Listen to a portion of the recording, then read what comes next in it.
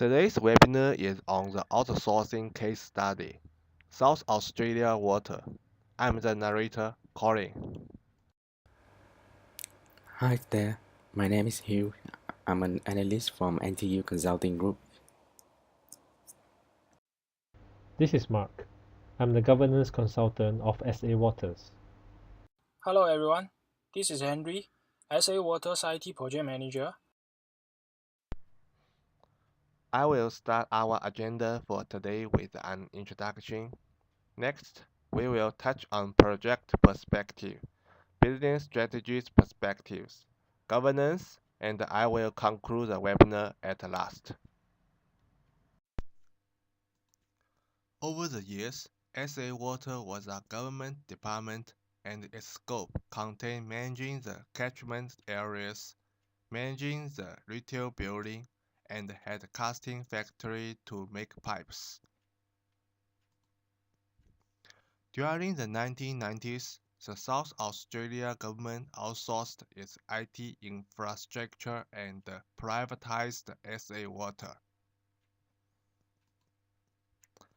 After being restructured as a government-owned corporation, SA Water outsourced the maintenance and operations of water supply, and also sold the casting business.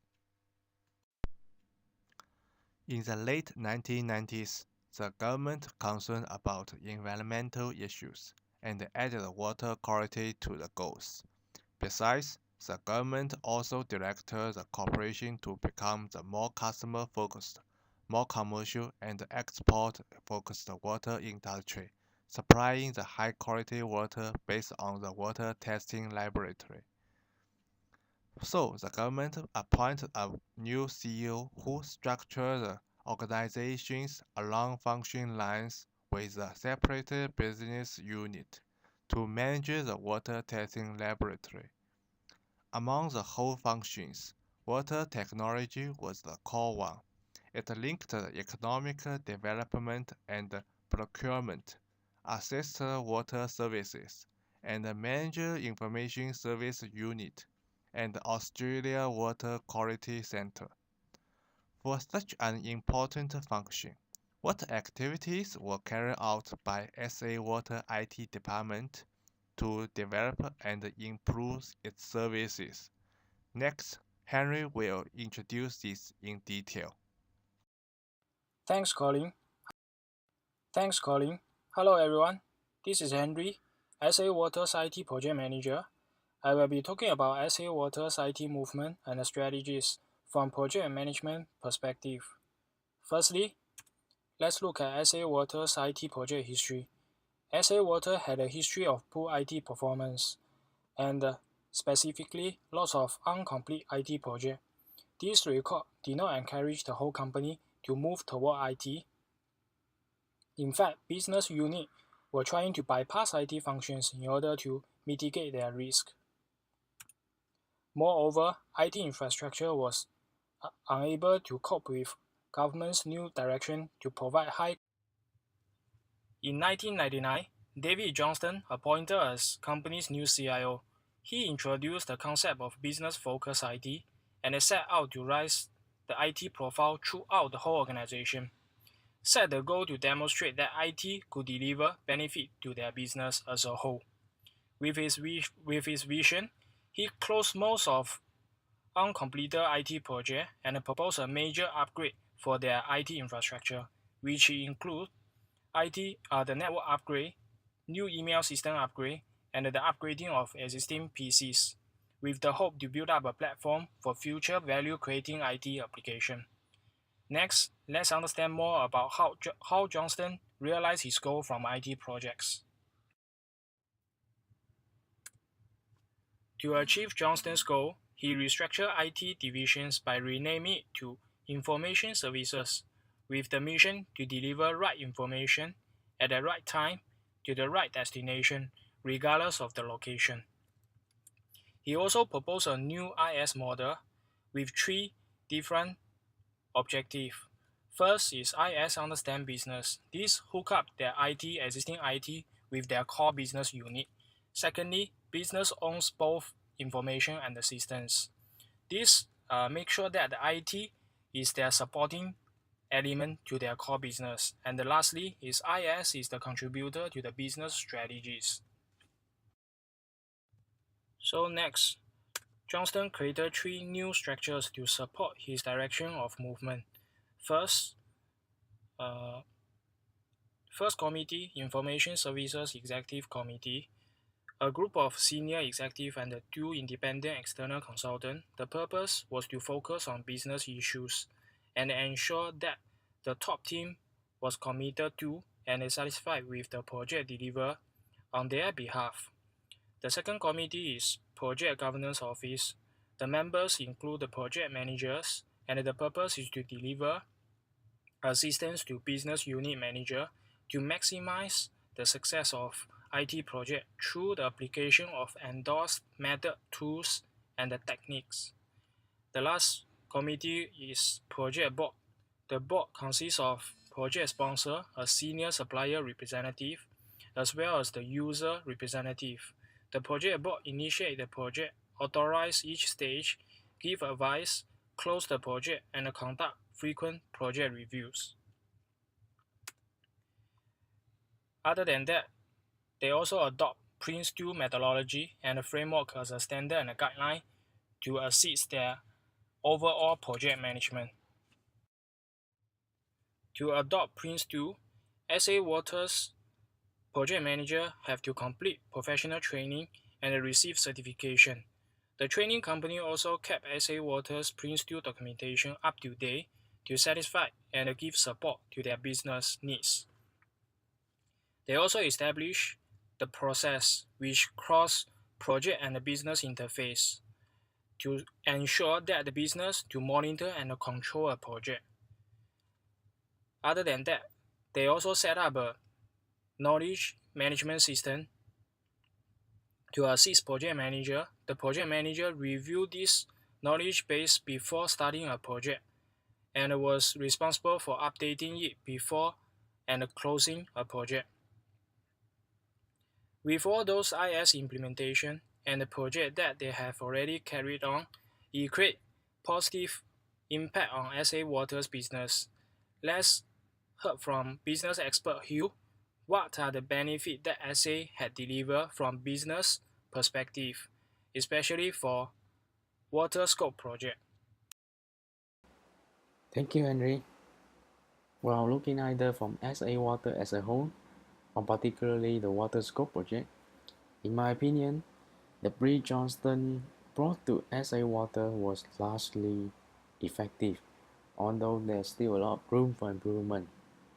First of all, SA Water has clear goal and focus on business function and delivery after the arrival of Johnston. Coming on board, he redirected the information system function. According to him, in order to deliver outcome, information system and organization must be driven by business strategy. Thus, the model Johnston refreshed and re-emphasized, and that's also what SA Water has lost in the past. At the end of the water scope project, which were chosen as the showcase, most of the business executives we interviewed provide positive feedback. After establishing the goal and focus, trimming down unsustainable project and seeking approval for infrastructure upgrade, I think one of the breakthrough decisions is the introduction of the broker model of selective outsourcing. Under this strategic model, Johnston managed to establish SLA with partners and other departments. This allowed SA Water to retain only the core competency and responsibility. Johnston also created new relationship roles which cover from external account manager to contract and to customer interface. So here relationship and communication either at the internal or external level as the concern that Johnston has addressed. I believe these are the key elements leading to process streamline, productivity, and service delivery. So as I mentioned earlier in the model, business strategy not only drive information but also drive organizational strategy. In order to steer the strategy into organization, three new structures has been established. These are to support the control of project execution. Firstly, the Service Executive Committee identify business issues and project outcome. Second, the Project Governance Office helps all the business unit manager to apply this IT project delivery and methodology. However, the business unit manager still take full accountability of the project. Thirdly, the project board with representatives from all the stakeholders are to monitor, to review, and to advise to the whole project life cycle. So ultimately, I can see that all these new organizations in a whole emphasize that the business unit and Dennis is the main driver, is to ensure process streamline, control among stakeholders, to ensure time, quality commitment, and user satisfaction. So that's the outlook I can picture from the strategic point of view. Mark, I believe with your experience in the domain, you can elaborate more in the detail. Can you help us and the audience bring us some insight on governance aspect? Yes, you. Allow me to share more about the governance approach of SA Waters. SA Waters' outsourcing strategy consists of more than one vendor, as they are using the broker model of selective outsourcing. This means SA Waters segregate out expertise like end-user computing, application development, business domain consultancy into different pools of vendor, who will all report back to a single broker managing the outsourced project. Each projects are managed by a different project manager or leader who may have different ways of perceiving project strategies like costing, timing, scoping, quality, and risk appetite. There may be situations where a vendor may be assigned a directing role, but requires the other vendors handling different domains to report back to them. Such arrangement raises complexity, inconsistency in project practices, and even conflicts. Therefore, a project governance office is required to oversee and govern the project progression. It is important to know that the role of the PGO will not have authority and accountability over any projects. The authority and accountability lies on the project leaders and managers. The PGO stands on an advisory role.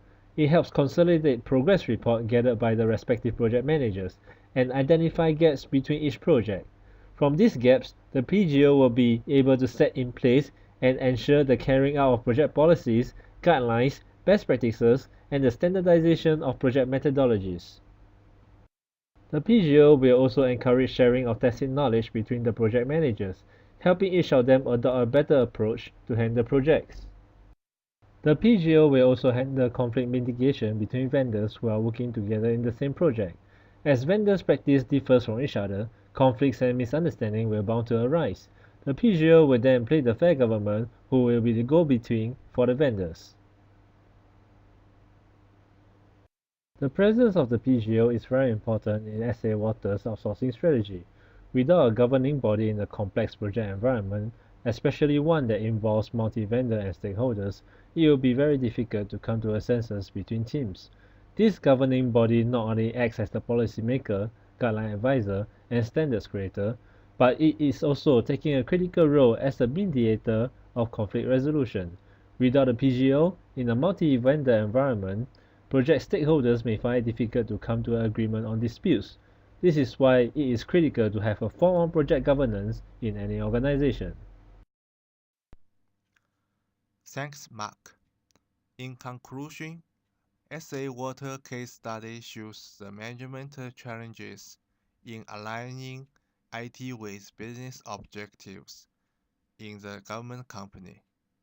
Typically, SA Water CIO upgraded the IT infrastructure to fulfill the alignment and developed a water quality reporting system to improve the water quality for making the business valuable.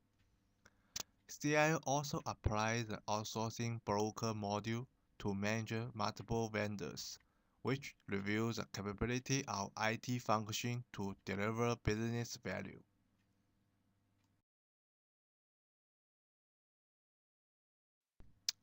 That's all. Thank you.